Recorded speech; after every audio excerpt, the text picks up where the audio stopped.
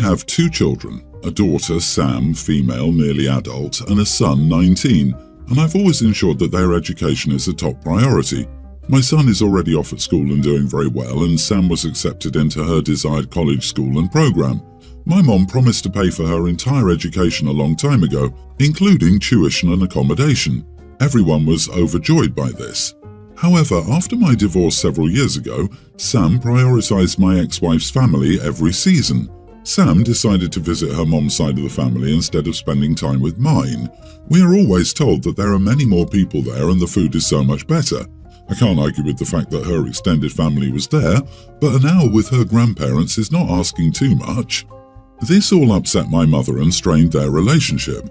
2 weeks ago, she called me to say she would no longer pay for Sam's education. She felt that Sam had put her family second and didn't treat her like she mattered. I hate to say it, but I also can't argue with that. Since then, Sam has fully understood what college will look like for her. She will likely need to rethink her dream school and major. On top of that, the loans will anchor her life. She asked me to help, and I certainly will when I can, but when her mother and I divorced, she got all the college accounts and used that to fund her house. This is old news, but I feel very relevant. While I feel bad for my daughter, I do not feel responsible for my mother's actions. She chose to stop supporting Sam's education, and I cannot force her to change her mind. I've spoken to my mother and tried to reason with her, but she is firm in her decision. I've also told Sam that she brought this on herself for treating her grandmother less than the rest of her family. Sam is understandably upset and feels like she's being punished for wanting to spend time with her mom's side of the family. However, she's old enough to understand the consequences of her actions and make decisions for herself. As a parent, I've always taught my children to take responsibility for their choices, and I feel this situation is no different. So, am I the idiot here? Should I have gotten more involved? Edit, my mom is paying for my son. She was going to pay for all the grandkids, which is only these 2, as I'm an only child, lol. I've asked Sam what she thought and would happen after my mom warned her, and I think she was caught up being a teenager and not realizing her mistakes. Not the idiot. Your son has continued to spend time with grandma, and it doesn't imply that your family is too boring to visit as your daughter has, so he has earned the privilege of your mother's gift. He put in the work to maintain the relationship and is being rewarded for it. Your daughter didn't. Your ex needs to refund her college account. I don't understand why no one has issues with the fact she misappropriated her college fund so her extended family could have a free house. The problem is, it sounds like it was never officially a college fund. It was simply a savings account OP and the wife shared. It also seems like OP and/or his family have more money than the ex and her family if OP's mom was paying for college while the ex's family needed a place to live. So when the couple divorced, the judge looked at their assets and declared what the ex-wife would receive in the divorce settlement. Also, OP stayed in the marital house while his ex-wife and kids had to buy a place to live. I agree, OP most likely got more other assets in the divorce since these accounts were given to the ex. So if OP got 50% of the assets to use, for example a house and a small account, an ex-wife got 50%, both college accounts and the car, this would mean that college funding should have been worked out again after the divorce with both parents contributing. I think everyone's the idiot here. I'm not sure why you're on the internet concerned about if you're an idiot or not, instead of being concerned with your daughter's future and your relationship with her. If my grandmother decided to pull the college money she promised me during my senior year and I had to change my plans and my dad was all, "Oh well, these are the consequences of spending time with your mom's family and not doing exactly what your grandma wants," I'd be angry and it would absolutely change our relationship. Your mom has likely permanently ruined her relationship with your daughter. You can decide if you want to do the same, or you can actually act like a dad and care. Yeah, I'm curious about people saying the young girl is at fault, especially because the college tuition help shouldn't come with strings, in my opinion. Sometimes people are more attached to one side of their family than the other. I experienced that myself with mine. It makes me wonder if there's more to the story between grandma and granddaughter. I, 40 male, have a sister, 30, who's getting married in a week. The groom proposed to her a year ago at a family dinner, leaving everyone speechless but very happy for them as they are long-time companions. My sister asked my son, nearly adult, to make her wedding dress during this dinner. My son has always loved design and fashion, He took technical courses in these areas and sewing, and even his friends kept asking for his clothes because they were so beautiful. He agreed, but said that he needed time and that he would need her opinion constantly. At first, my sister was very annoying. My son drew about 50 dress designs in a month and she only liked one, which he continued to develop. He sewed it with great quality fabric, which I paid for as I wanted to get involved in a certain way. For 5 months, he made several adjustments to suit her wishes, as she always complained about something. After a while, he arrived at the final model, which was amazing. My mother cried seeing my sister in the dress, and I confess I almost got emotional too. The problem was that my son came to talk to me last week about the wedding invitation that had yet to arrive for him, but for other family members. I thought maybe he didn't need one, but it still felt weird. So I messaged my sister raising this issue, and she replied that she didn't want any underage people at her wedding because there would be alcohol. I asked if she would make an exception for my son, but she cut me off and said no. Our family has no children, my son is the only minor, so I didn't see any sense in this rule for family members. And to make matters worse, my son was very sad and cried because he spent months on this dress and couldn't go to the wedding. So I was very upset and told my sister to look for another dress as soon as possible, as she would no longer wear the one my son had made. She called and yelled at me saying I was being unreasonable and couldn't do this. My mother called me saying I should deliver the dress and follow the rules, but I didn't and hung up on her. Because of this, the family is divided. Many agree with me and condemn my sister's action, saying she could only make an exception, but another part says I'm unreasonable and I'm spoiling her big day. I don't think I'm being wrong, but just rational and paying her back in kind. So, am I the idiot? So your sister can't have children at her wedding but use your son as child labor to make her wedding dress? He's responsible enough to make a wedding dress, but heaven forbid he should be around alcohol. Who knows what would happen? Geez, she's an idiot. But your son should go and wear the dress. Wait, she not only wants him to make the dress, not attend, but she isn't paying anything for the dress. What the actual duck?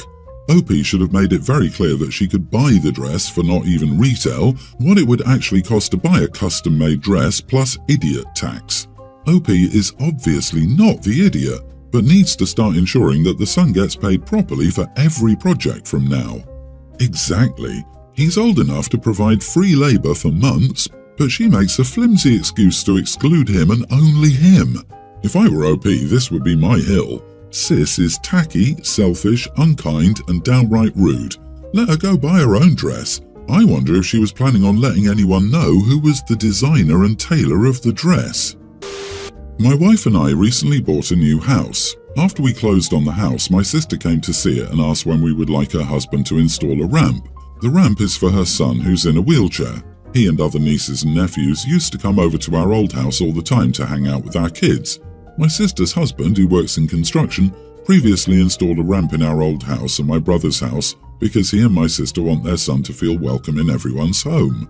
Our previous house was very standard and installing a ramp was easy. This new house, however, sits up high, which means it needs a very long ramp. After measuring according to specifications, we've realized that we cannot install a ramp unless we get rid of some of our home's features. Our front yard is a tiered garden. It's my wife's favorite feature as she's an avid gardener. We probably would not have bought this house if not for the garden, as we had our eye on another. Building a ramp leading to the front door would cover most of the tiered garden. The only other option is the side door. We don't have a back door. The side door, however, leads directly into the driveway that goes up alongside the house to the garage in the back. If we built a ramp in this area, it would make the driveway too narrow for many of our vehicles. We have very limited parking on our street, so we would basically lose half our driveway parking. I also couldn't get my old muscle car in the garage where I had planned on storing it. I've explained this to my sister, who is unhappy about our reasons, especially the one for the front door. She says she gets the parking problem, but the garden is just cosmetic and not worth making her son feel unwanted or like a second thought. Other family members are also unhappy because now our house is unusable for family parties since my nephew won't be able to come. We do family parties on a rotating system between my brother and me since we're the only ones with big enough homes. I said we could do the family parties out in the backyard in the summer. It's big and has a lot of trees and a large canopy area where we can put some nice outside furniture and barbecue. The garage also has a bathroom that's accessible, so it shouldn't be a problem for my nephew to come so long as everyone hangs out outside.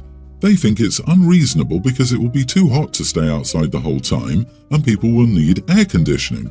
My nephew will feel left out if they go inside to cool down.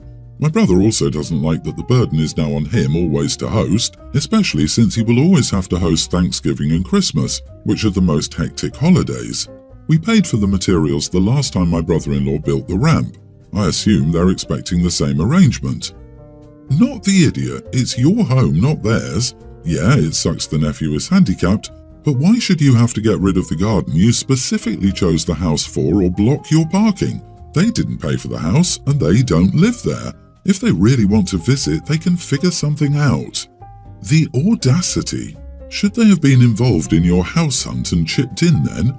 Unfair that this is always on you and your brother to host. Let's do it at their place since it must be accessible, or just get together and rent a place for must-do holidays. Honestly, while I applaud them for looking out for their kid, it is super entitled and self-centered to come by and say, "Nice house, but when can I tear down your garden to build a ramp outside?" If the family is really jumping down your throat, everyone can pitch in to buy a portable ramp. If this is everyone's problem, it can be everyone's solution. I, 50 male, have 4 kids with my wife, a female 25, a male 24, a female 18, and a teen male. The youngest seems to think I'm the idiot, so I went here for a verdict since he's so determined to make me the bad guy on TikTok. I treat my kids the same regarding finances and earning stuff.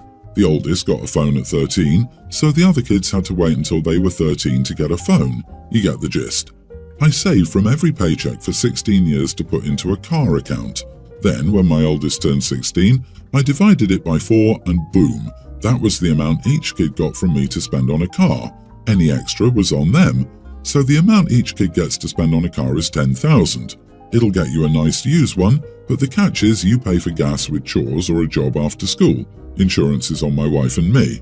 10 years ago, when my oldest bought a car, it was a bit of a different market, so I asked her and her brother when the 18-year-old was ready to drive if they would value the car they got versus the money amount, and they both said to make up for inflation, add $5,000 to each of their car budgets. So 2 years ago, my 18-year-old daughter got $15,000 to spend on a car. She also worked part-time during the school year, worked full-time on school breaks, saved money doing chores around the house, saved her birthday money, didn't go out with friends, etc. For Christmas, she asked for things she needed for school, like new shoes instead of games, sold her clothes that didn't fit, used her sister's dress for junior prom and pocketed the money, and babysat her cousins. She saved and then spent it on a brand new 2023 Honda CR-V paid for in cash. Her reasoning is Hondas last forever, and a CR-V is big enough for college moving and stuff, so overall she saved an additional $15,000 in 2 years. Now it's our son's turn. He wanted to go to the dealership on his birthday and we did. He took us to see the truck he wanted, a 2020 Chevy with the $25,000 price tag. We explained to him that we were not buying him a $25,000 truck. He said, well, with inflation from when his siblings bought a car and the 18-year-old getting a brand new car, he thought he could get this one. I told him that's not how it worked. Each one of his siblings got $10,000 and his sister worked her butt off for the new car. So he should pick a $15,000 car or do what his sister did and save for a new one. He said it's unfair because his siblings get more than him due to the sheer value of the cars alone. I offered that if he wanted, I did this with all my kids, I would sell him my car for the $15,000, a 2018 Ford F-250. He asked me what I would get and I said I'd been saving for a new truck anyway, so I'd buy a new truck. He immediately said, take me home. I don't want to be here. So we did. Now he's speaking out on social media about how the youngest children always get the short end of the stick. So am I the idiot for treating my kids exactly the same? Not the idiot. If you're willing to buy a teenager a $15,000 vehicle, the only appropriate response from the kid is, thank you. If I were in your shoes, my child wouldn't be getting any car until he gets over his sense of entitlement and apologizes. And that apology would need to be just as public as his social media complaints. You actually took inflation into account. $15,000 is a large amount to put towards a car. His sister got a brand new car because she worked for it, not because you bought it for her. Your son is a spoiled brat. You are more than generous with the $15,000. I got an old beater truck that was my grandpa's for my first vehicle. Yeah, I'm honestly pretty shocked at the entitlement because most people don't get a car from their parents to begin with. You should tell him to take the $15,000 and shut up, or the next offer he gets will be from Fisher Price. My sister and her fiancé plan on getting married in a couple of weeks. That's great. He makes her happy. They sprung this on us about a month ago. They don't want a big production, so it'll be a small wedding and reception, 40 people in all. I have a spring break in a couple of weeks. I've been planning my trip since last fall, and I told her I couldn't attend. She asked why. I said I was going to be on vacation that week. She thinks I'm an idiot for thinking my vacation is more important than her wedding, so she got her parents involved. So I told them I would cut my vacation short to attend the wedding if she paid for my theatre tickets I'm not going to use and any cancellation or rebooking fees. They said that they would pay using some of the money they were planning to give to her for the wedding. She said I was being petty, taking their money, so I said screw it and I'm not changing my plans. Not the idiot, she's making lots of demands for something that's supposed to be a not big production. An invitation is not a summons. You asked for a reasonable compromise and she chose to show her butt. As a result, she can have a wedding without you. Send a nice postcard letting her know you're thinking of her. A short-notice wedding is the same as a long-distance wedding, inconvenient for people, and you can't expect everybody to be free at short notice. The same way you can't expect everyone to be free or want or afford to travel. If your attendance was important to her, she should have liaised with you about the date. People getting married need to understand everybody else's lives don't just stop because they're getting married. She's upset because her surprise wedding is also a test of who will drop everything for her wedding. Expecting everyone to drop everything at such short notice is absurd. What's the big hurry anyway? Is she pregnant? Is someone in the extended family in poor health? I hope there's a good reason.